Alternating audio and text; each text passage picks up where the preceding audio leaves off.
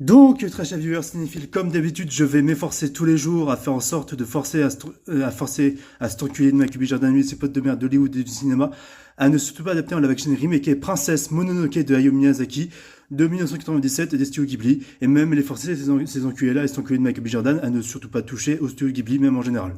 Ceci étant dit, je rappelle que Princesse Mononoke est la synthèse de l'animation en termes artistiques et en termes de thématiques. Ceci étant dit, je vais quand même parler de la mise en scène en termes de combat et d'action.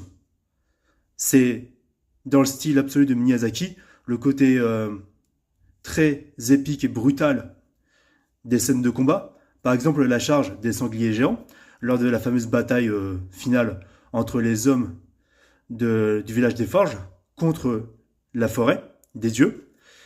Et il y a vraiment un aspect dramatique dans la musique où c'est montré sous forme de flashback avec des bombes qui explosent et qui rasent littéralement toute l'armée des sangliers. Même les sangliers qui montent sur les montagnes, enfin sur les falaises, se font exploser par les grenades des soldats de Dameboshi.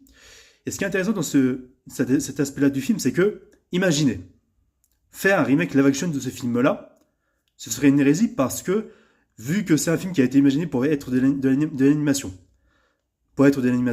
ah, je l'ai bien dit, donc me faites pas acheter mon enculé, surtout toi, Michael B. Jordan, va te faire enculer. Ceci étant dit, je rappelle que dans ce film-là en question, faut pas oublier un truc. C'est que c'est certes un film de guerre, sous fond de guerre, mais c'est pas un film d'action non plus, Princesse Mononoke. C'est un film, parce que si on en fait un remake, ce serait montrer encore plus la bataille, ou recopier les mêmes plans, le même flashback avec San qui se bat avec ses frères loups et l'armée de Koto, littéralement. Ça veut dire qu'à la fois, soit on fait des changements et ça ferait un film d'action, de guerre à la Avatar, ça plagierait James Cameron, ou soit on recopie plan par plan la même mise en scène de Miyazaki qui, dans l'animation, rendait ça unique parce qu'il y avait cette fluidité de brutalité de la violence, justement. Et je vous parle même pas des scènes sanglantes, justement, quand il y a Koto qui se fait contaminer par le démon, entre autres. Donc, déjà aussi, l'aspect violent et même le bruitage qu'il y a dans cette violence dans ce film-là, même dans les scènes d'action avec Ashitaka, en fait, c'est fait pour choquer le public et pour faire comprendre au public que dans ce film d'animation, on est là pour choquer et faire réfléchir les gens sur la brutalité du monde et de l'existence qui va mal, en fait. Et donc, en faire un live action, ce serait faire pareil que tous les autres films en live action qui existent déjà.